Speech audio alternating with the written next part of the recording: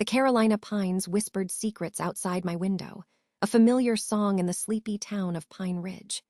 At 62, Eleanor Ainsworth, found solace in the rhythm of small-town life, the gentle sway of the trees a constant companion. My world, once vibrant with the laughter and love of my husband, George, had been cast in a somber hue. George, bless his soul, had always been a whirlwind of generosity. 2 months before he unexpectedly passed, he'd surprised me with a brand new car, a gleaming blue sedan that purred like a contented cat. It was financed through his work's credit union, a perk of his long service. I wasn't a member myself, never needed to be. The car was supposed to be a symbol of our golden years, a comfortable chariot for our travels. Now, it felt like a cruel reminder of what I'd lost. Just 2 days before he departed this earth, George had made the second car payment, a minor oversight. He'd written the check $5 short. A pittance, a trifle, yet it would soon become the catalyst for a whirlwind of grief and anger. The day after George passed, the phone rang. It was the credit union, cold and clinical, demanding the $5. My voice trembled as I explained that George had just passed, assuring them I'd take care of it.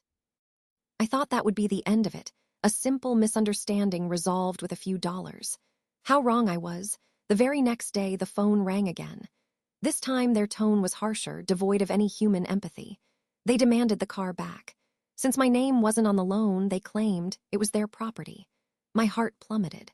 The car George had so lovingly picked out, the car that still smelled faintly of his pipe tobacco, was being snatched away. I explained my situation, the recent loss, the lack of other transportation since I had traded in my old car for this one. I pleaded with them to transfer the loan to my name. They refused. I tried to join the credit union, hoping to salvage the situation. They refused again, citing my lack of employment at George's company. Their voices were relentless, their demands unyielding. Every day they called, their words like daggers twisting in my heart. They were unmoved by my grief, unmoved by my pleas. They had insisted on a hefty down payment, a considerable sum from our savings, and were now refusing to refund a single penny. I was trapped in a nightmare, mourning my husband while battling a callous bureaucracy. The weight of their demands was crushing. How could they be so cruel, so heartless? George wasn't even in the ground yet, and I was already fighting for what was rightfully mine. It was then, amidst the despair and the relentless phone calls, that a seed of defiance began to sprout. A cold, hard determination to fight back, to give them a taste of their own medicine.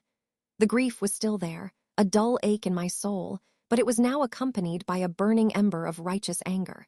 I spent the next few days researching, planning. It was a risky gamble, a defiant act born of desperation, but I knew I had to do something. I couldn't let them win, couldn't let them strip me of the last tangible piece of George's love. Early one morning, before the Carolina sun had fully woken, I started the blue sedan. The engine roared to life and I pointed it north. It was a long drive, 6 hours, but I was fueled by a potent cocktail of grief and rage. I drove to a car dealership in another city, far beyond the reach of that dreadful credit union. I walked into the showroom, my eyes scanning the rows of gleaming vehicles. And there it was, an exact replica of the car they were so desperate to reclaim. Same color, same model, same everything. It felt like a sign, a cosmic wink of approval. I purchased it outright, in my name, with funds from a separate account George had left me. It felt good, empowering to sign those papers. Once the transaction was complete, I drove the new car back to the dealership where the original one was sitting. I parked it neatly in their lot, walked inside, and dropped the keys on the service counter. Then I walked away, a weight lifting from my shoulders with every step. The next morning, as expected, the credit union called, their voices dripping with icy condescension. They demanded once again that I return the car. I took a deep breath, savoring the moment, and calmly told them where it was parked. "It's at the dealership on Route 40, I said, my voice steady despite the tremor in my hands. "Go get it yourselves."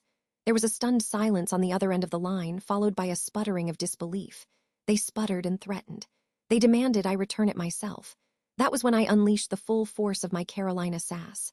"No," I said, my voice hardening.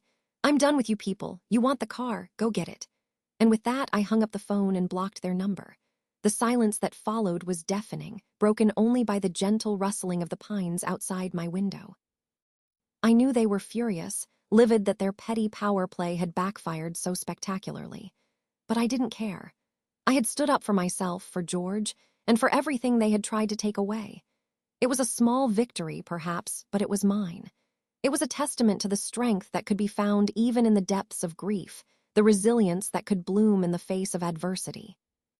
In the days that followed, I heard through the grapevine that the credit union had indeed retrieved the car, their faces ashen with humiliation. They never bothered me again.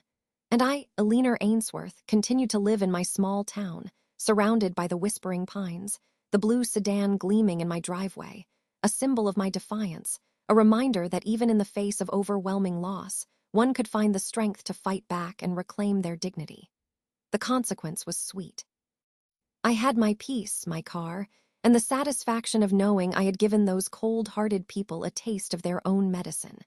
And sometimes, late at night, when the wind howled through the pines, I could almost hear George laughing, a hearty, approving chuckle that echoed in my heart.